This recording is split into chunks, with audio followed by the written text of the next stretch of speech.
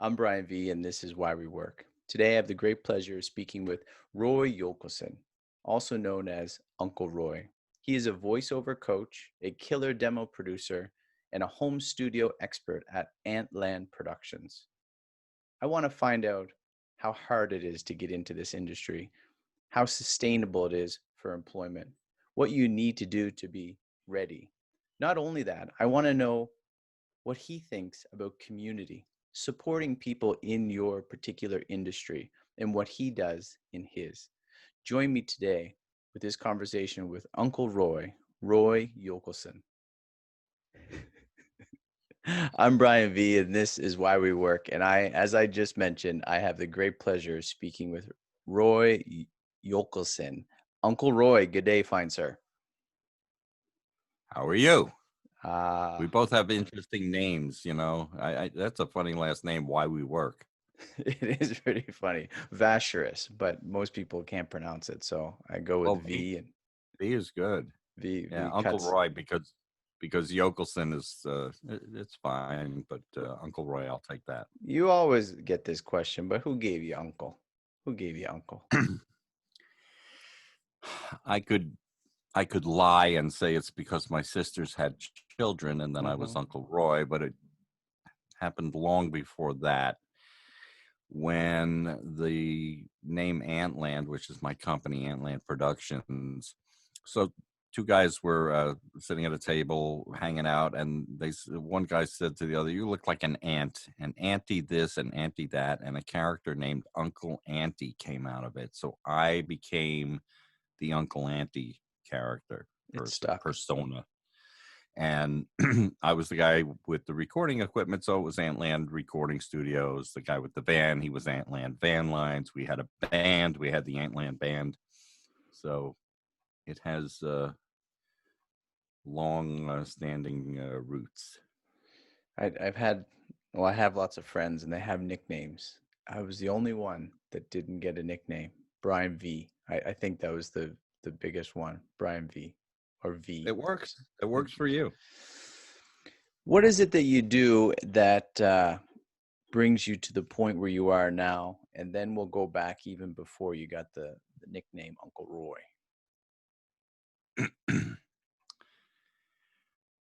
In my childhood, because we're going back, we have to go back. We'll go back. We'll jump there. Did a little introduction to you, and I said some of the things that you're doing. You're a producer, director, Okay. engineer, and all of that in voice work, as well as venturing into other streams of media.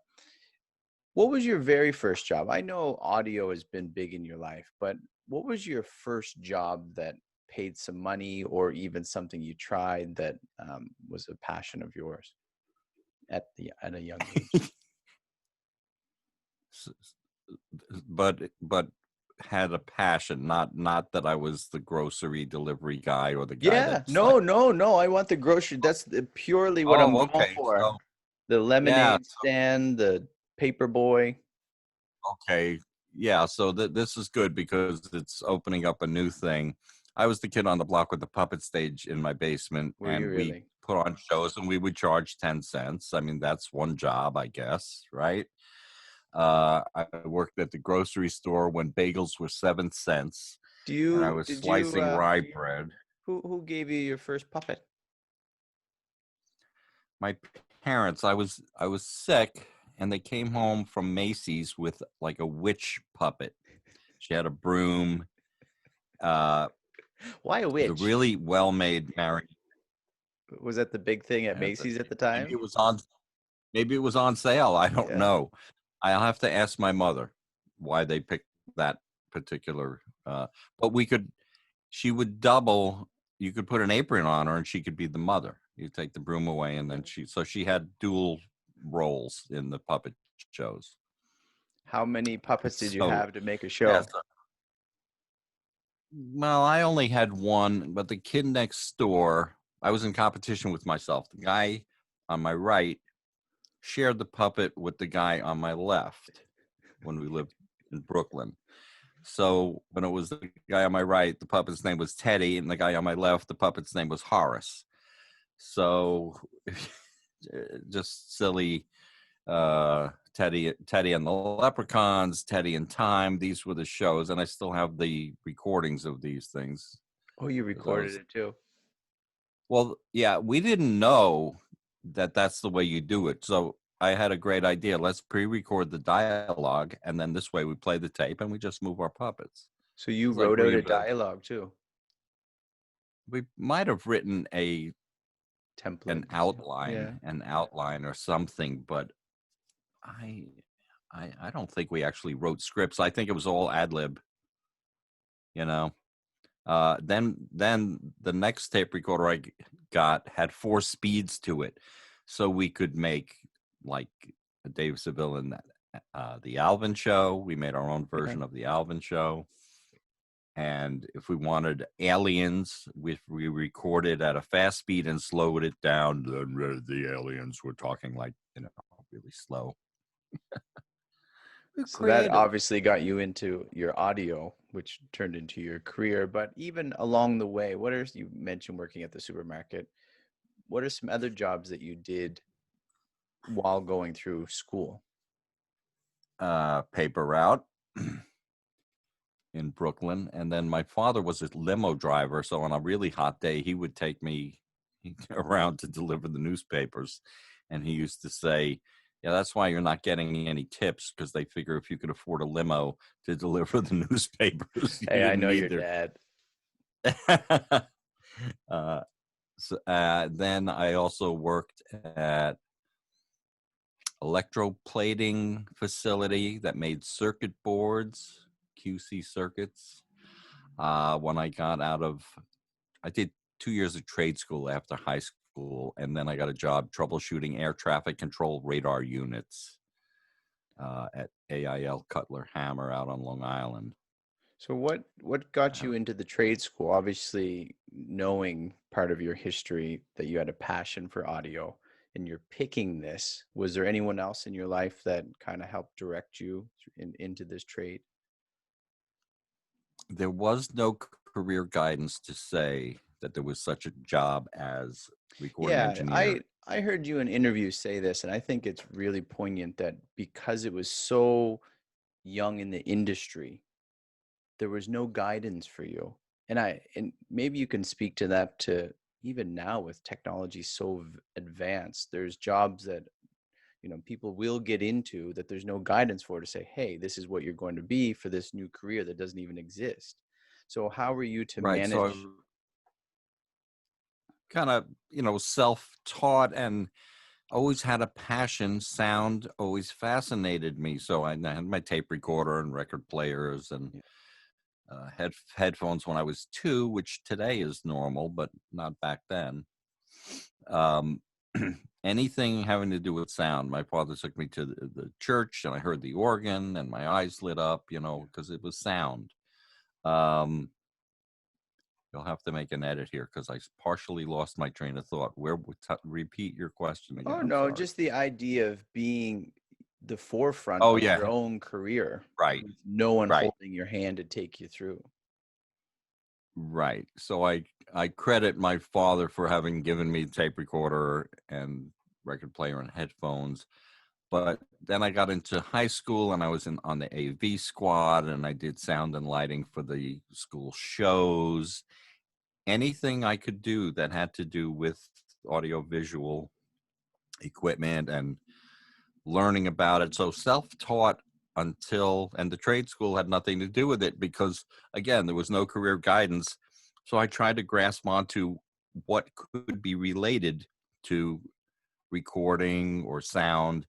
So I got certified at what was then RCA Institutes in New York City. And I got certified as electronic technician, figuring, okay, that's as close as I'm going to get. So I worked for a year, and then my girlfriend at the time said, hey, now that you're certified, why don't you go back to college and get your degree in engineering? So I quit the job, started going to college, but I discovered the college radio station and kind of became their production manager because I could play with sound and make jingles and all kinds of stuff. So it was self-taught up until that point. How were you Then supporting yourself during that time, all that I school? guess I guess like everybody today, I was still living at home. Mm-hmm. Uh, let's see. I moved out, I guess, when I finally got the job at the recording studio, at National Recording Studio, making minimum wage, which at the time was $95 a week. And my girlfriend was working. So Mm-hmm. between the two of us, we moved out, we lived together, got married, all that. So until I finally hit it, when I got to the recording studio, they hired me as a messenger. But I wanted to sit in the big chair. Yeah. So I went to one of the studios and the engineer said, what do they got you doing? I said, oh, I'm tearing down shelves over in Long Island City. He said, those shelves? I put those shelves up. So I thought, oh, you put them up and I'm taking them down. I'm going to sit in that chair. Eventually, yeah. And so I started absolute bottom messenger, worked my way up. I thought, okay, I'll be the best messenger they ever had, the best head of shipping they ever had, the best assistant they ever had, until I finally got my shot. My mentor didn't show up for a session, and the musicians were there, and he had trained me well to set it all up. He would just come in 5 minutes before the session. Mm-hmm. He thought it was an 11 o'clock session. It was 10 o'clock. They said, where's Frank? I said, I don't know. They said, well, the band is here. And I said, okay, take one. And Nice. it was a good Muse commercial jingle. It was Did really, you, in through this, even in high school when you started, did you have an adverse or say, I don't want to be in the spotlight? I want to help these people. Did you have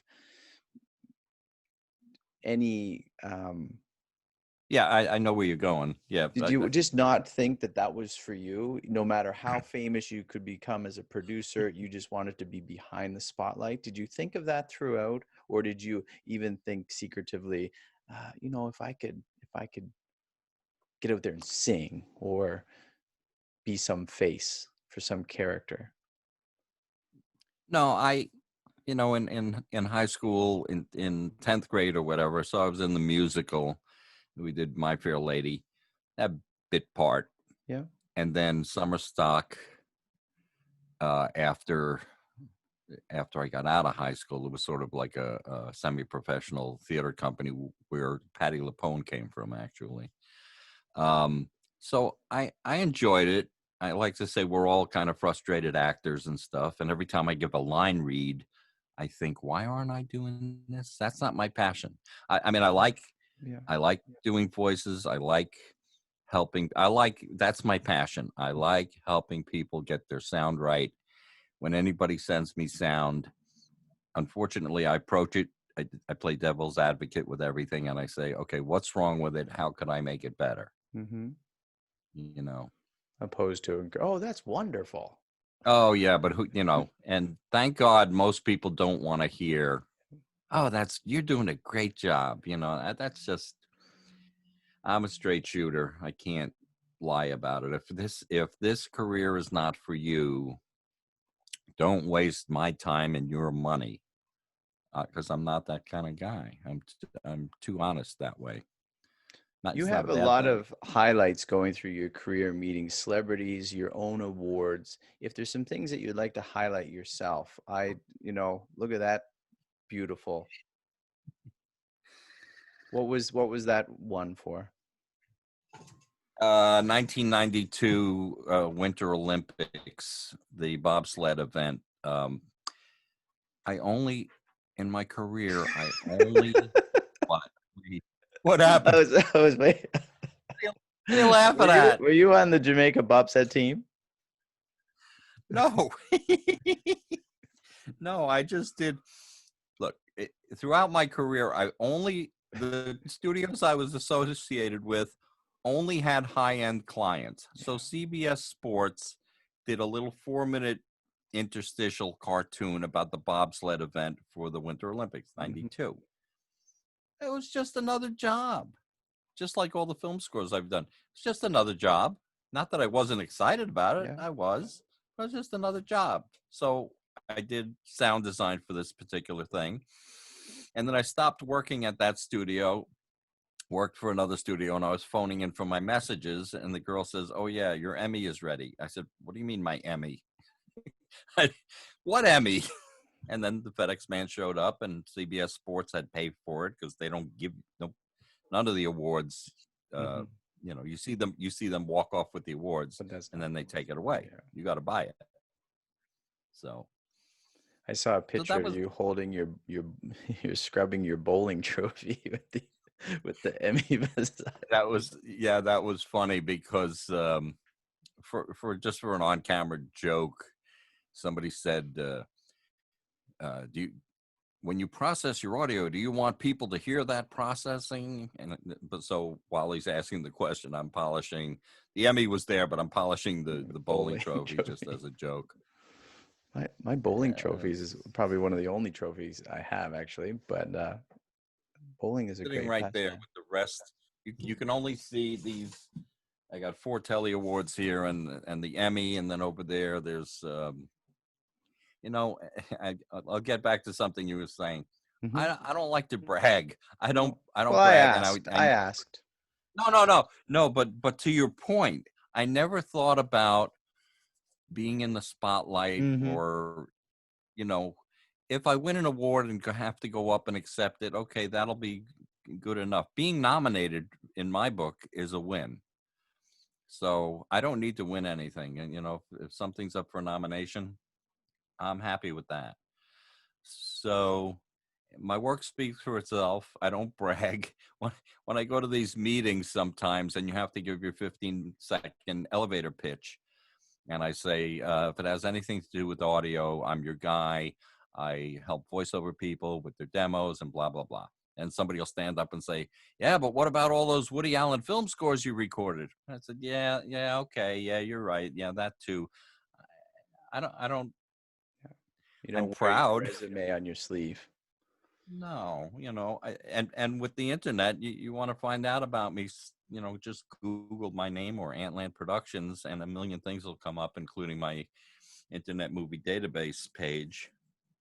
So That's speaking of Antland Productions, what is it that you're doing now, as well as Killer Demo, being a producer for Killer Demo? So what is it right. that takes up your time now? I don't know if COVID kind of puts a spin on things, but how do you stay active in working? It put a very positive spin on things because suddenly the studios were closed Hmm. and all the voiceover people had to scramble and have a broadcast quality home studio. And I offered to everybody a free home studio evaluation. Send me your audio. I'll tell you it's good, it's bad, or you need to, you know, whatever you need, treatment or better microphone, whatever it is. 3/4 of those 400 emails that came in turned into a thing.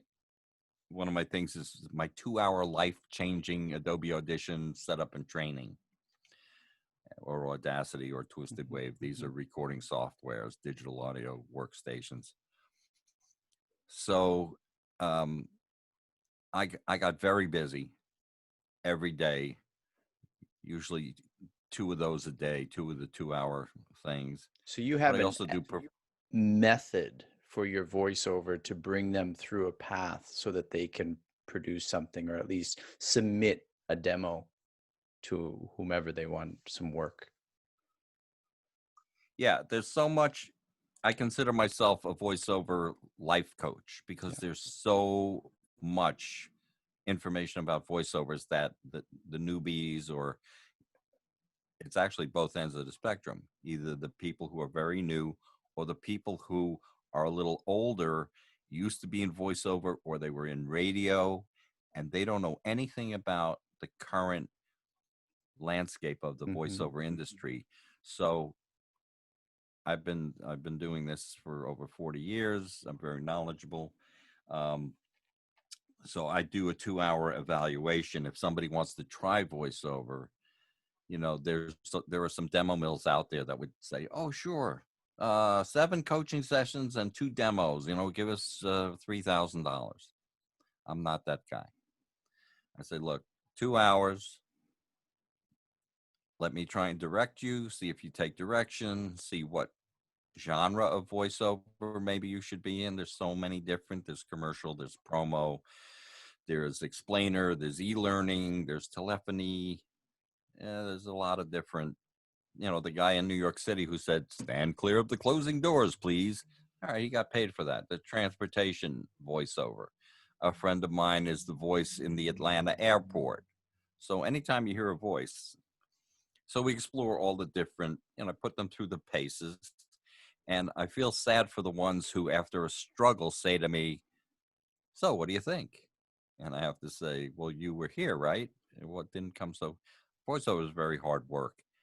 And the hardest part, which is very different these days, you better be able to do voiceover in your sleep, Mm. because the hard part now is marketing. People used to rely on the pay-to-play sites. Getting an agent used to be more important because the agent would say, "Hey, this script would be great for BrianVee. Let's send it to him." No, they don't do that anymore. They just send to everybody. Oops, sorry. Mhm. They Mhm. send to everybody. And if it's right for you, you submit it. And if it's not right, you pass on it. So There, pay to plays and agents, but you have to self market. That's the big work now. there's two things I'd like to, Roy, dig into a little bit. You mentioned them, and people coming to you and whether they're ready, and how do you define that if one is ready to produce a demo and submit it, but Right. also in you said this, taking direction from you, and how are you finding people who think they're ready, and when you know that they're not even taking direction from you, therefore they're gonna sink. Right. So coaching first. I have to find out if they haven't coached with me. Okay, who have you been coaching with? How long have you been coaching? Send me some of your auditions or some of your coaching recording so I can hear it. And then when I'm going to do a demo, I interview the people Mm-hmm. and find out what makes them tick and what's. So if I was doing your demo, it would be about we'd add a segment about podcasting, because that's who you are, and you'd be just telling me your story. So I try to do that. Who's got a cat, and what's your philanthropic, breast cancer or uh, human trafficking or whatever it could be. So you need a compassionate read, you need Mm. a upbeat read, to show range within the demo. But I won't do a demo. Getting back to your point, I have to do at least one coaching session with the people before I even start writing scripts, because can they take direction? I don't wait. So I've had people who swear to me up and down, "Oh, I take direction. Great. I've been coaching." And I had the guy here. And after an hour working on the first script that was written specifically for him Mm-hmm. about his passions, I turned to him and said, "So you can't do this, can you? I'm going to give you your money back." "No, you'll coach me. I'll take more." So I'd rather them figure it out for themselves that they can't Yeah. do it. But they really have to be demo ready. They have to have coached. They have to know about the different aspects of the voiceover business, the, the marketing, the website. All right, you don't do your marketing until you have your demo, because then Mm-hmm. you've got nothing to market. But you need to know about all of this. If people are afraid to spend the money, they think, "Oh, well, I'll just spend $400 or $800 or $1,000 and I'll have a demo." Okay, and you have your $60 microphone. Is that how it's working? You think you're going to book broadcast work, you know? So This might equipment, be the equipment is important, and taking direction, being ready. This might be in line with the same topic, but what is difficult about what you do? whether it's with the actors themselves, or is it just, your audio equipment? What is difficult about what you do in your work, or I your do it in biggest my sleep. challenge? I do it on my sleep. Nothing is, well, I don't want to say nothing is difficult. Hmm. That would make me a lazy bum. Uh, what I do is I'm very intuitive. Sometimes people say, "Oh, can you train me to do such and such?" I wouldn't know how to put it in words because it's intuitive. I hear something and I do something, Yeah. and I could kind of explain that. But so what's difficult? Juggling my schedule is difficult because I'm really busy between coaching, and you were asking me what are my different hats that I wear. Hmm. Performance coaching, killer demo production, home studio solutions, and recording technology education. Those are my passions. That's what I love to do. And then a whole separate thing, I love to produce music, and I'm directing and co-producing audiobooks, uh, which is very time consuming. The editing will kill you. Anybody who's worked on an audiobook knows this.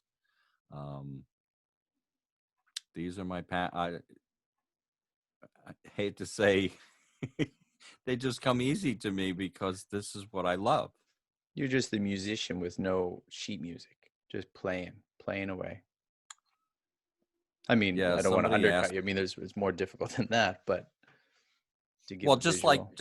just like the musicians have to learn a piece of music, look at the music, and play it. So back when we were having mixing boards, which is more rare these days because everything's in the computer, Hmm. so they played their part and I played my part.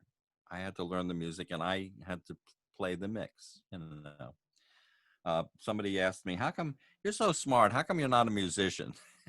I said, "Well, I'm kind of a musician in my Yeah. head. I don't have to play an instrument, but I can speak music. I can describe what I want if I'm recording. I can hear what's wrong. I can hear what's right. I've been producing my stepson's music since he was 10. He's 28 now, so we've got some pretty good CDs out there. So what brings you satisfaction? You don't like the accolades, or you're not doing it for the accolades. What is it that, lights a spark in your heart when you see it happen during your work? I do enjoy the industry recognition. I do like being the go-to guy, Hmm. Hmm. the expert. I like that because I have a lot of ideas and a lot of things to say and opinions. And oh, I'm on these conferences now. They're virtual conferences. We have VO North coming up this weekend. There's another one coming up the first week in November called MAVO, Mid-Atlantic Voiceover Conference. They're all virtual now. If they weren't virtual, I would be working the event. I would be mixing microphones and, doing tech work, but then also be on panels and uh, doing one-on-one sessions or group session. I usually do 12 people in a teaching Adobe Audition in an X session that people pay extra for. Not during the virtual times, but no, I do love I love being asked my opinion, and I do love being asked to help people because I love helping people.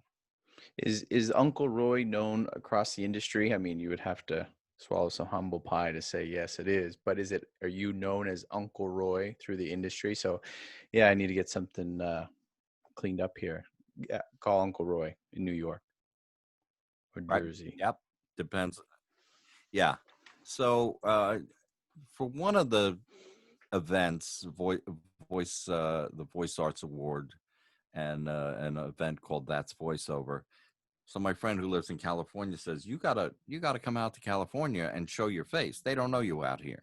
They don't know what Uncle Roy is. So you got to come out.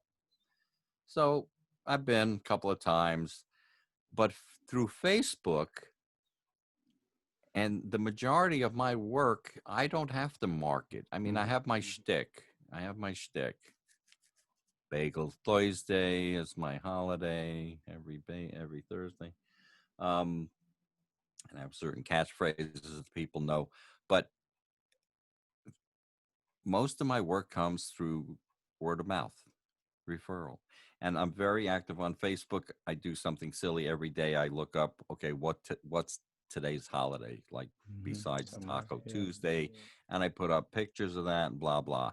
Then if I do a session with somebody, whether it's Adobe Audition session or today I had a killer demo session recording, so I put up a picture of me and the guy so that everybody knows how active I am. People came to me. It's out there. Yeah, I would, without being needing to be too humble. Yeah, I'm pretty sure everybody knows Uncle Roy. who Uncle Roy is in the How voiceover. how pulling was the temptation to move to California for you? Is that in Yeah. voiceover? No, not at all. Nah, I'm an East Coast. I born in Brooklyn, then Long Island, then Queens, now Jersey. Um, it's a different lifestyle. I couldn't do it. What about I, the lifestyle that you live? What is it people that you would like them to understand about your work and being a producer, a director, artistic designer, your talent, your talent agent as well? What people don't understand and they probably couldn't hear because you're not at the forefront all the time. You're the guy behind it, editing, cutting, pressing all the buttons, but you like someone to understand just a little bit more about what it is you do in your work so they can have a better appreciation of you. well, for instance, I started working on this children's audio book. It's actually the sister of a podcast producer wrote a children's book and was going to let the podcaster be the voice. And I thought I was showing up for a pre-production meeting, and they said, "Oh, here it is. Okay, let's start recording." I hadn't even seen the script or the book, Mm-hmm. and so suddenly, when I started directing, and it was a Zoom session, so I could see the two of them, the author and the narrator, and I wouldn't say I'm a tough director, but I know what I want, give a Mm-hmm. lot of direction. And I could see the eyes of the author lighting up every time I'd say something. She'd go, yeah, yeah, yeah, yeah, yeah. She got excited. And then the trust was there that I was going to Mm-hmm. make her product really shine and, be really entertaining and top notch. Like I said, I only worked with top clients. When I go to the doctor, I only want to go to the top guy, Best. you Yeah. know, because I'm the best at what I do. And um, I don't know if I exactly answered your No, question, you but did well. And it makes me think of you're in a very interesting position in your work because people are coming to you working, they're very, very vulnerable. They're opening themselves up, trying to, be the best this is their career that they're going for, whatever their dream and mission is, they're in front of you and they're trying to pour out themselves and you're there, the witness to it. So they must trust you. And if that trust isn't developed very quickly, then things can go south rather horribly. I would say I'm very easy to get along with. Yeah. The big um, mystery of life is you got to be silly. If you're silly, you'll stay young forever. Mm-hmm. So, and my girlfriend was saying, do all your students and clients know how silly you are? So during the sessions, we make it fun, we make it silly, we laugh, a lot of laughing going on. So I have a lot of friends in the industry. I mean, real friends. And I have my barbecue thing, which I don't know if you were going to get into, but Yeah. I hold this annual event and 150 or 200 people show up here to hang out with me. And I'm not making it that it's all about me because Mm-hmm. it's all about those people. They all get together, not during pandemic. Um, and whoever's a musician, even though that's not their first passion. They're voiceover people. So most of the band, they're all musicians who play guitar, play bass, sing, and they all get up and they get to express themselves.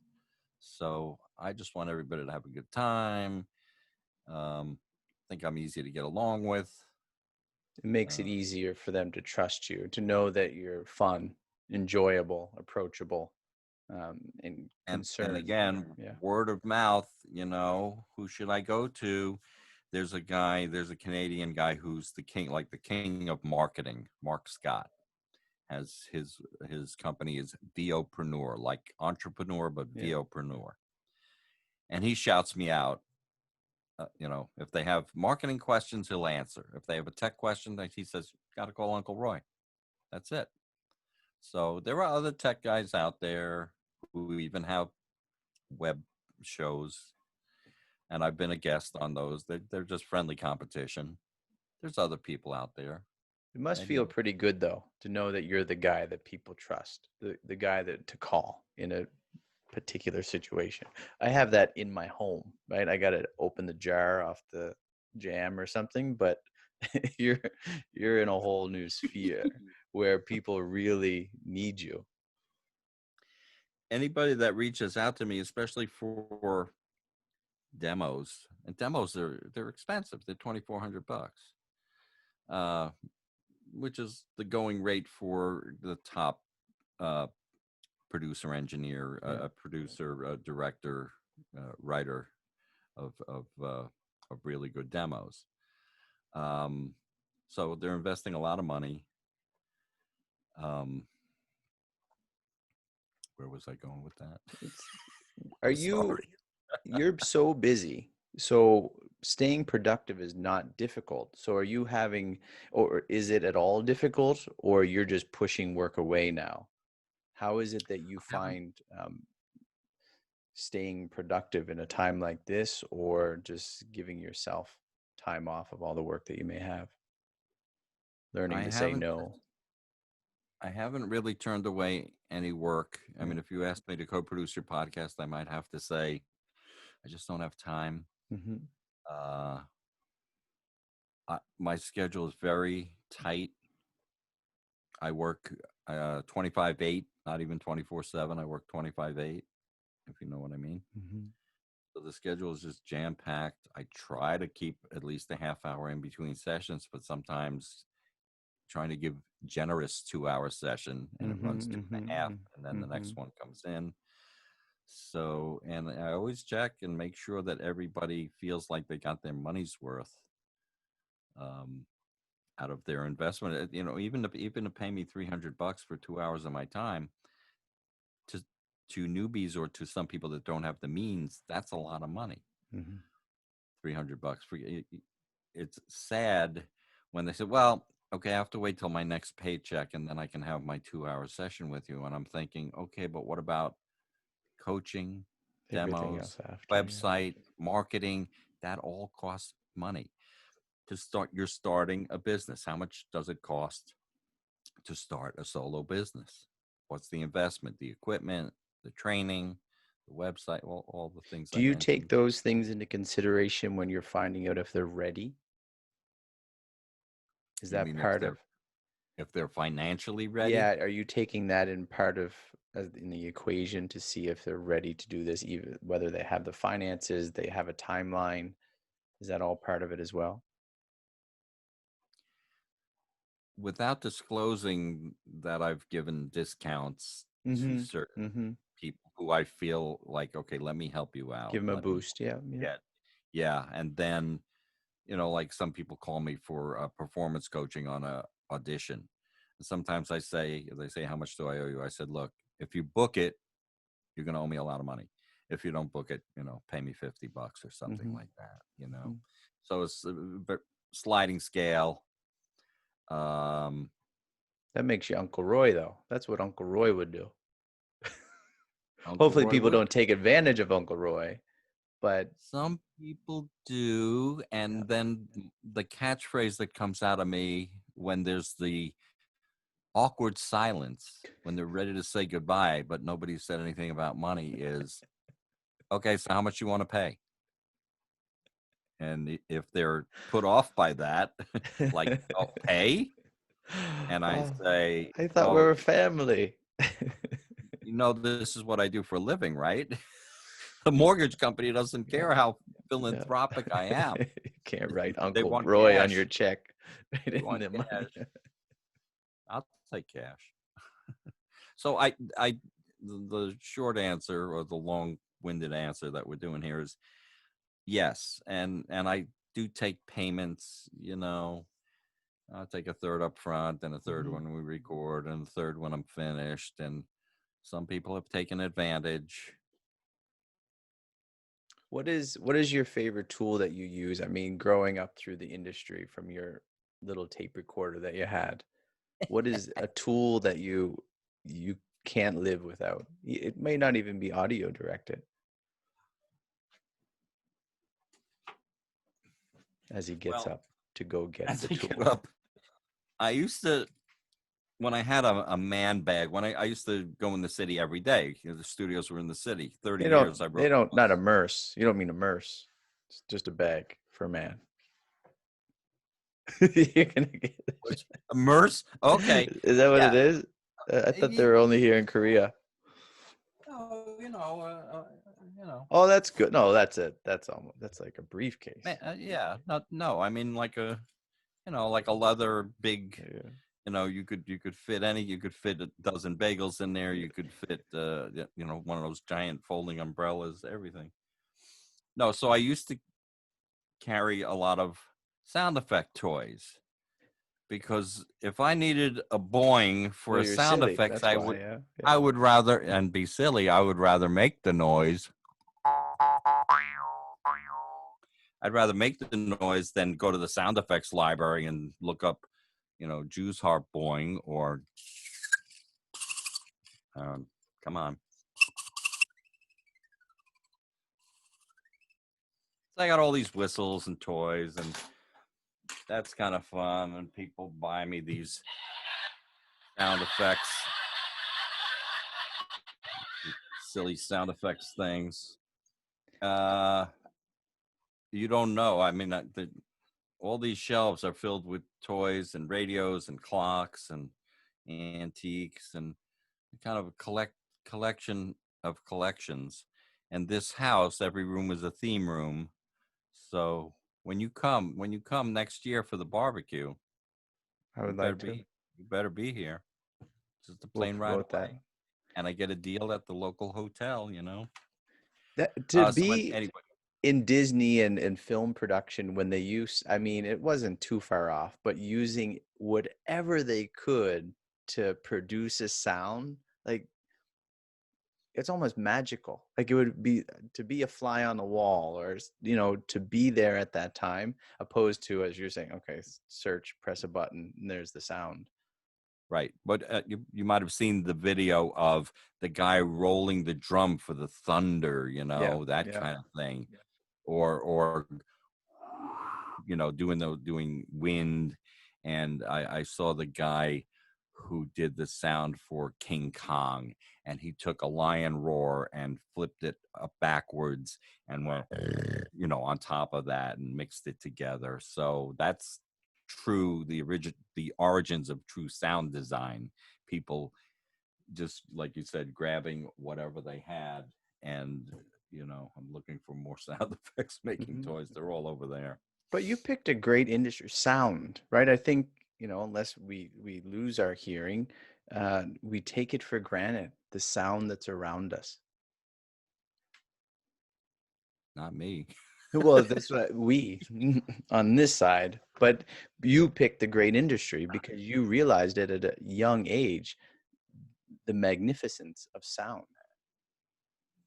When I was at National Recording Studios and Video Center, where Tootsie was shot, Mhm. the video, think about, okay, coming in as a client, the video edits were very expensive. 350, 500 an hour, whatever they were getting for video. And audio was less. It was 250 an hour. So it really didn't have to do with income or money back Mhm. in those days. Um, And I often thought, well, if I was a video editor, I could probably get a bigger salary, but that wasn't my passion. Just like doing voiceovers is not my passion, but helping people with their voiceover career is my passion, and playing with sound, that's my passion. Well, when they added audio to films, it changed, it revolutionized. And if you take a song away from a Titanic, you don't have a tear in the audience, right? If you don't have some of those sound effects, it doesn't exist. Just a couple of people talking out of a I'll think of, can. think about when you watch think about when you watch the Three Stooges. If those sound effects weren't there, it would not be as funny. And the guy who did the guy's name was Joe Henry, was their sound effects editor. Those sound effects are priceless. They're bigger than life. Wait, let me shut this off so you don't get to hear. Thinking of my audience and why we work, what is thinking even back when you first start working? What is a top tip that you would have for people getting into an industry, or as you have and I have, changing your industry, changing to something maybe even leaning more towards a passion that you have or a talent that you have that's untapped? What sort of top tip do you have for people in their work? Well, you kind of just said it right there. If you know, and you've heard it before, if you can figure out how to make your hobby or your passion your work, you'll never work a day in your life. So not Mhm. that I don't ever say that I don't work hard, or that, I mean, I'm exhausted by the end of the day, and I don't go to bed before 2 o'clock, and then I'm up at 7, I'm back at it. So I do work hard, but it's what I love to do. You know, It's been some heard. It's been heard a lot, but a lot of people miss that opportunity. They don't pursue something that they really enjoy, and they might get up the same amount of hours, but they're doing a job that they hate. there are people who discover that later in life. Okay, they did a 9 to 5 job, and now they hit retirement, even Mhm. if it's at a young age, 50, 55, and they always wanted to try voiceover. So, okay, you have your pension, so you don't have to, you can't get into voiceover because you need to make money. That is the wrong reason to do voiceover. Or you hear, oh, they make 6 figures and all that. After how much investment, time wise, do you have the talent? Do you have the passion? You can't teach passion. I have the passion. Anybody could see that. I have the Mhm. passion for this. So, yeah, the advice is just what you were saying. If there's any way, and to your listeners, if you if this is something you thought about trying, yeah, reach out, and let's see if it's a good fit for you. Let's see if we can do that in any field, in any Yeah. field. Not that I can help in any field, in No, yeah, yeah. audio, obviously, voiceover, but in any field, if you can figure out how to make money at it. And that was never my intention. Yeah, I Mhm. had to pay my bills, but I never said I'm going to make so much money doing training, these people in demos or 2,400. That's a lot of money. I never thought about the money. When Uh, you're going to bed at 2 and waking up at 7, working 25/8, how do you how do you balance that out? I know you have your VOBBQ, your annual barbecue, the voiceover barbecue, and we'll Right. talk about that in a moment. But how the other 364 days, how are you finding a little work-life balance? What is Well, it you do? the I mean, barbecue is a 2-day event, so it's 363 days. okay, you got 2 days off. The 2-day event. Well, that's a very tough question. I don't balance. Um, and it's not fair to me. It's not fair to my girlfriend, my other Mhm, friends, my mhm. family. Well, let me take that back. In the summertime, I'm vice president of the Bloomfield Cruisers.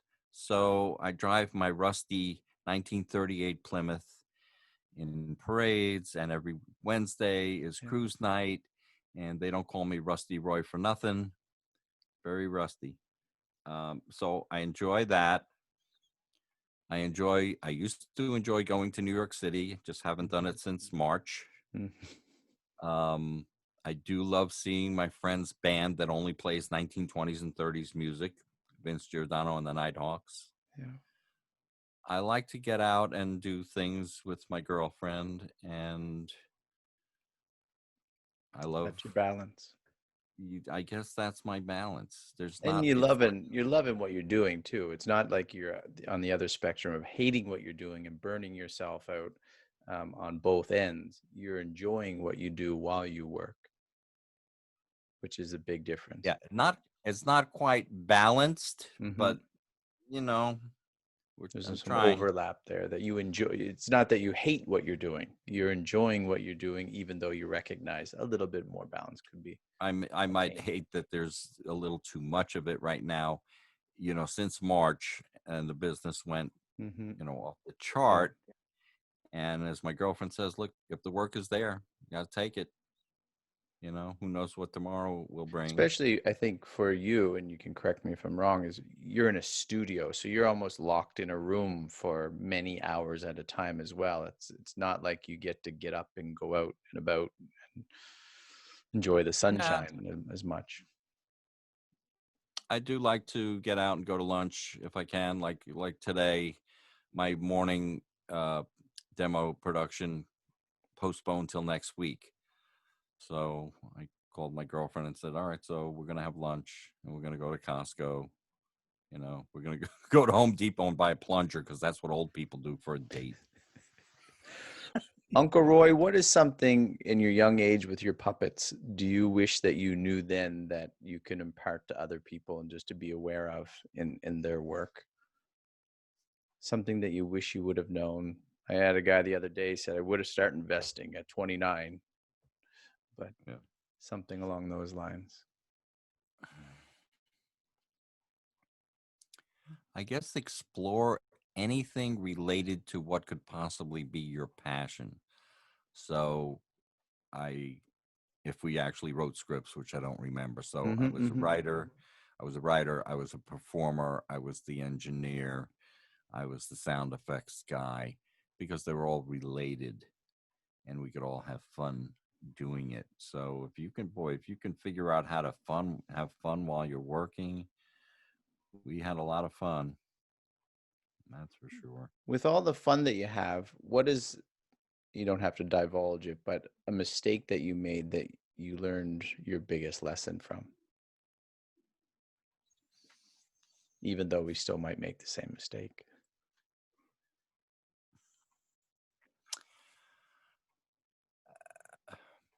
I guess you have to be careful of the other people who you're working with, of their personalities. And I worked with somebody sent me a sound file and it was so over processed. And I said to the guy, I can tell, I said, don't wear your headphones when you're recording. And because I can tell you're so in love with your voice and you got all this processing going. So the guy who had referred me to this guy said, can I talk to you for a little bit? Like, take it easy with this guy. I said, all right, all right. So we had our session yesterday, and it was great because Hmm. he realized his shortcomings, Shortcomings, yeah. and that you're going to learn from the real guy, because he was just playing with equipment and so, don't I sound good like this? That's what he was doing. What about this?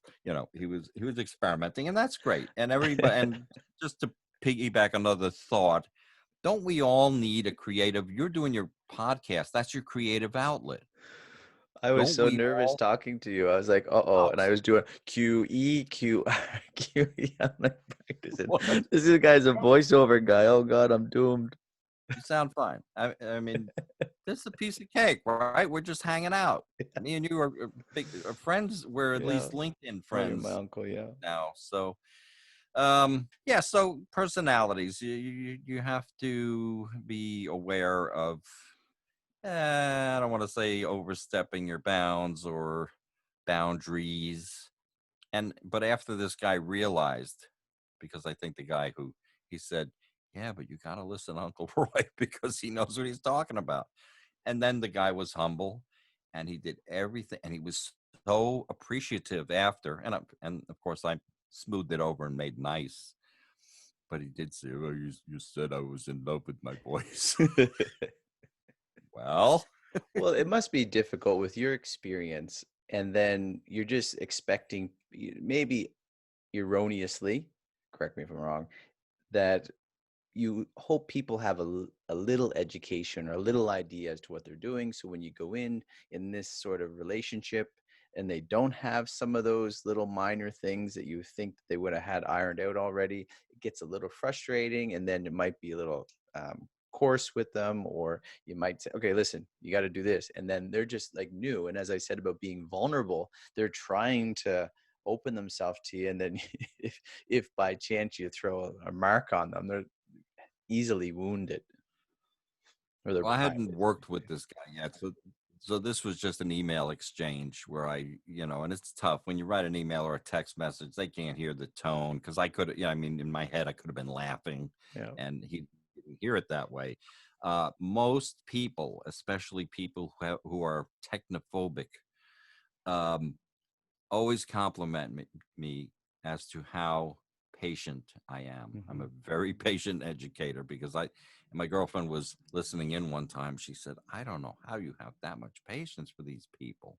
They have no clue. And Mm-hmm. what I really like is when somebody has, I don't want to say enough knowledge to be dangerous, not that. When Mm-hmm. somebody has halfway some knowledge, maybe they played with it a little bit or they Mm-hmm. watched YouTube videos, whatever, and then when I teach them, it comes easily Yeah. because they have some knowledge. I will always compliment them and say, I appreciate that you're not technophobic, Mm-hmm. that you'll get my procedure, you'll get it. Um, and some And that people goes then with, they pride themselves and say, "Oh, I memorized your worksheet. Have it memorized now. We push this button, this button." And some people I have to say, so listen, you can take my sheet and you can make a short sheet. Just push this. mm-hmm. You don't need the explanation of what it does. Just push it. Just do it because I said so. Push this button, you're done, you know. That goes with what you said about taking direction too. Even, the the rookie on the scene can strive if he's willing to take that direction from you. How would And that you goes back to trust. Yeah. how would you in your own education, but in general with people who work, how do you value education for people's work? And it doesn't have to be a university, as trade or even on the job training, because I think there's this current with people thinking that they do not need education. I'm just wondering your view, Uncle Roy. What would Uncle Roy say about education for the worker? When people send me their children to learn about this business, I always assure them, I'm not going to tell your son to go get a job in a recording studio right after high school. We need some life experience, whether it's the military or college or trade school. Mm-hmm. You need to be, even life experience. That's an education. Yeah, Street absolutely. smart. That's an Yeah. education. So, I did, after high school, I did 2 years of trade school. I worked and then I went back to college. I like working with smart people, educated people. You want to be able to use certain vocabulary that people will understand and realize you're intelligent. They'll listen to you. So That's education and slash life experience. Don't come. Well, I mean, you do get these 16-year-olds who can really sing or dance or act, and you don't want to squelch it. You do want mm-hmm. to encourage it and develop it, but at the same time, you have to finish school. Get the degree. Nobody can ever take the degree away. Looks Without good an on your education, resume. I find it's, as you and I were speaking of, speaking to someone that doesn't speak the same language as you. There's just that barrier there that you're unable to get over, get past, and you have a lot of obstacles. And before I ask one final question about encouraging people in their work, and especially in these days where people into 2020 with COVID and all those sorts of things. I just have a question about where do you see the voiceover industry going? Like, is it saturated, or how in the future, how much do you see it expanding, especially with technology and voiceover needed for all sorts of industries? Where do you see the industry going in the future? Is there more There room for are voiceover actors? there are certain areas of voiceover. There are certain areas of voiceover that are really growing and expanding, like e-learning, um, medical narration. Mm-hmm. We're always going to need those things. The enemy is artificial intelligence. You know, when we hear computer generated voices, I don't want That's to your say that's going to competition. kill. That's the competition. Well, that's going to kill certain jobs that really should be going to humans. Yeah. You know, you can't really finesse. You can't put any emotion into an artificial intelligent voice. So I think there's plenty of work. Yes, there's plenty of voiceovers. It is kind of saturated. I don't want to say that in a discouraging way. Mm-hmm. If somebody is really wants to try it and is passionate about it, no, Yeah. come on ahead. Yeah. You could push some of the mediocre Mm-hmm. voiceovers out of the way. There are a lot of people in voiceover who are kind of spinning their wheels. They have a demo, they're not marketing themselves, so they're not finding the work. So then they sit on Facebook all day or whatever they do. Mm-hmm. There are some people that like to come to the conferences because they enjoy seeing all their voiceover friends, but they don't necessarily go to the classes. So that kind of person, I made up a category, um, procrastinating kept women. If the husband's making money and they want to Mm-hmm. play around with voiceover, they don't have to. If they break even, they're okay. Mm-hmm. Um, there's plenty of newbies out there. It's growing, or these conferences wouldn't flourish and thrive as they are because we have a lot of knowledge to impart on people who are curious about it, people who want to find out about it. But you really have to put in the hard work. I'm so proud of some of my students who landed really big roles because they submitted 30 auditions in a day, or they went on LinkedIn and sent out 30 emails and then did a follow-up and landed a couple of really good clients. And don't go on the uh, websites like Fiverr and Voice Bunny. Those are the cheap. That's the ground feeding. That's the bottom That's feeders. undercutting your industry. Yeah, and then the clients think, well, that's what it's worth. I can get somebody for $50. Okay, but it's a $400 job. I'm just telling you what my rate is. I'll do it for you for a first time discount. I'll do it for $350. You got to play a negotiation, Mm-hmm. Mm-hmm. a barter game a little bit. And Speaking of your students, and you do have your voiceover barbecue every year. Can you explain about that? Because I have another follow-up question about it. okay, um, I guess in 2005 I was working for a company that does voiceover training. And I thought, why don't we have a little company barbecue, but we won't associate it with that company. I'm going to run it. And Mm-hmm. so I'll invite all the other coaches. And so maybe there was a dozen people the first year. And then I got out of that company and then I was really on my own, and my world of voiceover uh, colleagues kept growing and Mm-hmm. growing, and as in your terms, as the word about Uncle Roy got out there, and so the barbecue really became like we're going to do two things this year. We're going to that conference in Atlanta, and we're going to your barbecue. That's the two events for the whole year.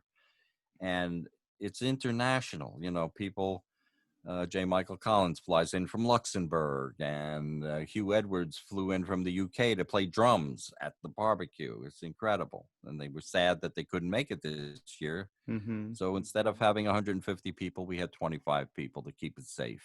You know, we've just made it kind of tri-state area only. And the more every year it grew, and we had a 10th annual with T-shirts, and you know, somebody made 150 cupcakes that said VO on it, and it was a really big deal. So this year was supposed to be the 15th annual, another big milestone, and Mm-hmm. we got you know gypped a little A bit little bit. because of COVID. How you're doing this for the voiceover community and your industry. So my question to this would be, how much value do you put on community and being in industries and doing things like this to support your fellow colleagues, as you said, because it seems invaluable. Yeah, everybody looks forward to it. Everybody wants to come to it. They will say thank you for everything you do for the voiceover community. I give away a lot of prizes at the conferences. I'll give away a whole demo. I'll give away a bunch of half-hour coaching sessions for free. At Mavo, which is the first week in November, I'm giving away a telephony demo and one of my 2-hour life-changing Adobe Audition things. So they're could be pretty big prizes. And you know, I guess you could say, okay, I could write it off. It's a tax write-off, I guess, but that I don't think about it that way. What can I give? Anytime there's whether they have a virtual happy hour or whatever, I always give away time. You know, So for we're just community, here to help each other, right? it's Yeah, so it's invaluable and for community for any industry. local community too. I'm a chair of the Bloomfield Parks, Recreation, and Cultural Affairs. I'm the chair of the Cultural Affairs division, and then the Bloomfield Cruisers, and I'm on the Democratic Committee Council. So I'm very local. I don't want to say local government, but I'm very Hmm. town oriented. Involved, yeah. Uh, yeah, Uncle Roy, yes, sir. how would you encourage people in their work, wherever they find themselves in life, just starting out or spinning the wheels, as you said earlier, and not really knowing their path, or they just lost a job? In the value of work, how would you encourage them to keep going?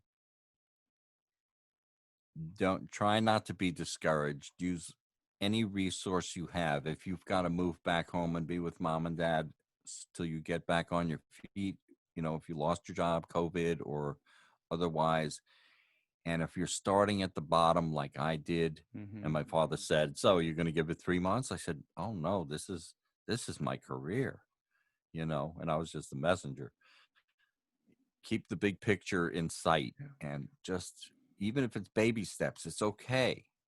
You know, and most people start young so that the baby steps eventually. I mean, when I did my first feature film, I wasn't 30 years old yet. Did Kramer versus Kramer. Hmm. Uh, It's a good theoretically, I'm an step. Academy Award winning. Yeah, that doesn't look bad on my resume, you know. Just keep at it. If this is your passion, and even if people somehow try to shoot you down along the way, don't let that discourage you. Just overcome the obstacles. If that's your passion, if you absolutely have to do whatever it is that Hmm. is your passion, then do it. Whatever it takes that's legal, then go ahead and do it. Roy Yokelson, how can people reach you, especially in being a voiceover coach and So this my sort of work? website is Antland Productions, Antland, antlandproductions.com. My shameful email address is antlandprods, Prods, shamefully at AOL.com, because I'm old. And if it's not broken, don't fix it. I noticed that Um, AOL.